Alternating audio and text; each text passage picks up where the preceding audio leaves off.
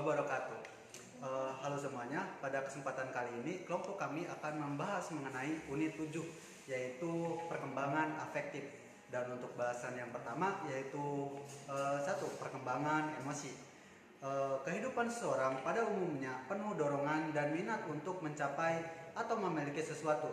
Seberapa banyak dorongan-dorongan dan minat-minat seseorang itu terpenuhi merupakan dasar dari pemenuhan emosionalnya.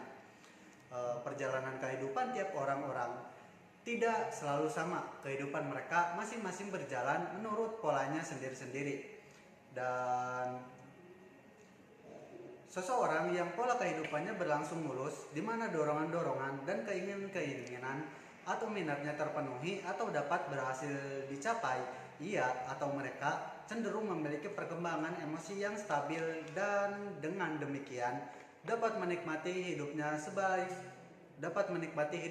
Sebaliknya, jika dorongan dan keinginannya tidak berhasil dipenuhi, baik hal itu disebabkan oleh kurangnya kemampuan untuk memenuhinya atau karena kondisi lingkungan yang kurang menunjang, sangat dimungkinkan untuk perkembangan tersebut menjadi mengalami gangguan. Nah, untuk yang selanjutnya yaitu pengertian emosi.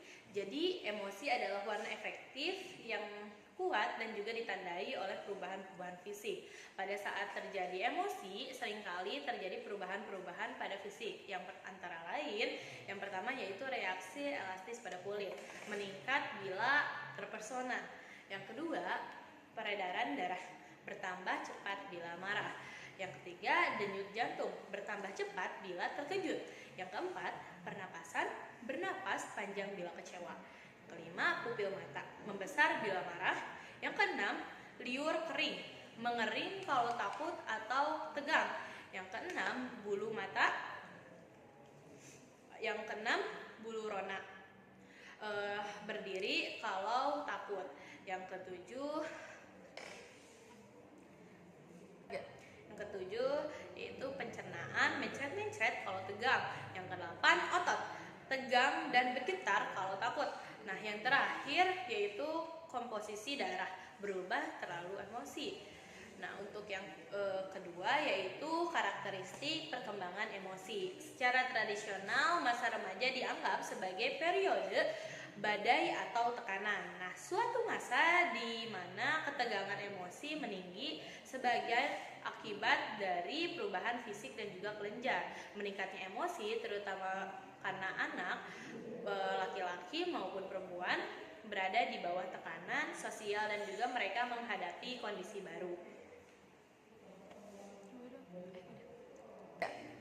Nah, pola emosi pada remaja adalah sama dengan pola emosi pada kanak-kanak.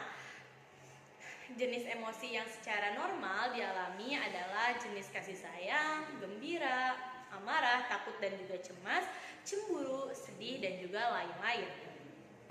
Baik, yang selanjutnya yaitu faktor-faktor yang mempengaruhi perkembangan emosi. Sejumlah penelitian tentang emosi anak menunjukkan bahwa perkembangan emosi mereka bergantung pada faktor-faktor kematangan dan belajar terjalin erat satu sama lain dalam mempengaruhi perkembangan emosi. Reaksi emosional yang tidak muncul pada awal kehidupan tidak berarti tidak ada, karena reaksi tersebut pasti akan muncul di kemudian hari dengan berfungsinya sistem endokrin.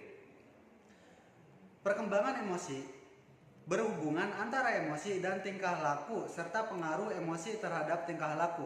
Rasa takut dan tingkah laku serta pengaruh emosi terhadap tingkah laku. Rasa takut atau marah dapat menyebabkan seseorang gemetar. Rasa ketakutan, mulut menjadi kering, cepatnya jantung berdetak, derasnya aliran darah atau tekanan darah, sistem pencernaan mungkin berubah selama permunculan emosi dan beberapa hal lainnya. Yang keempat, ada perbedaan individual dalam perkembangan emosi. Meskipun pola perkembangan emosi dapat diramalkan, tetapi dapat perbedaan dalam segi frekuensi, intensitas, serta jangka waktu dari berbagai macam emosi dan juga saat permunculannya. Dan yang kelima, ada upaya pengembangan emosi remaja dan implikasinya dalam penyelesaian pendidikan. Dalam kaitannya dengan emosi remaja, awalnya yang cenderung banyak melamun dan sulit diterka, maka satu-satunya Hal yang dapat dilakukan oleh guru adalah konsisten dalam pengelolaan kelas dan perlakukan siswa seperti orang dewasa yang penuh tanggung jawab. Baik, materi yang selanjutnya yaitu perkembangan nilai, moral, dan sikap. Nilai-nilai kehidupan adalah norma-norma yang berlaku dalam masyarakat. Misalnya adat kebiasaan dan sopan santun, menurut Sutikna pada tahun 1984. Sopan santun, adat dan kebiasaan, serta nilai-nilai yang terkandung dalam Pancasila adalah nilai hidup yang menjadi pegangan seseorang dalam kedudukannya sebagai warga negara Indonesia, dalam hubungan hidupnya dengan negara, serta dengan sesama warga negara. Moral adalah ajaran tentang baik buruk perbuatan dan kelakuan, akhlak, kewajiban, dan sebagainya. Dalam moral diatur segala perbuatan yang dinilai baik dan perlu dilakukan, dan suatu perbuatan yang dinilai tidak baik dan perlu dihindari.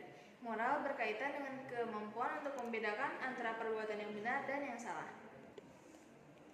Sedangkan menurut Gerung, sikap secara umum diartikan sebagai kesediaan bereaksi individu terhadap sesuatu hal.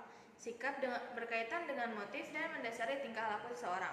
Adapun upaya-upaya yang dapat dilakukan dalam mengembangkan nilai, moral, dan sikap remaja adalah yang pertama yaitu menciptakan komunikasi. Dan yang kedua yaitu menciptakan iklim lingkungan yang serasi.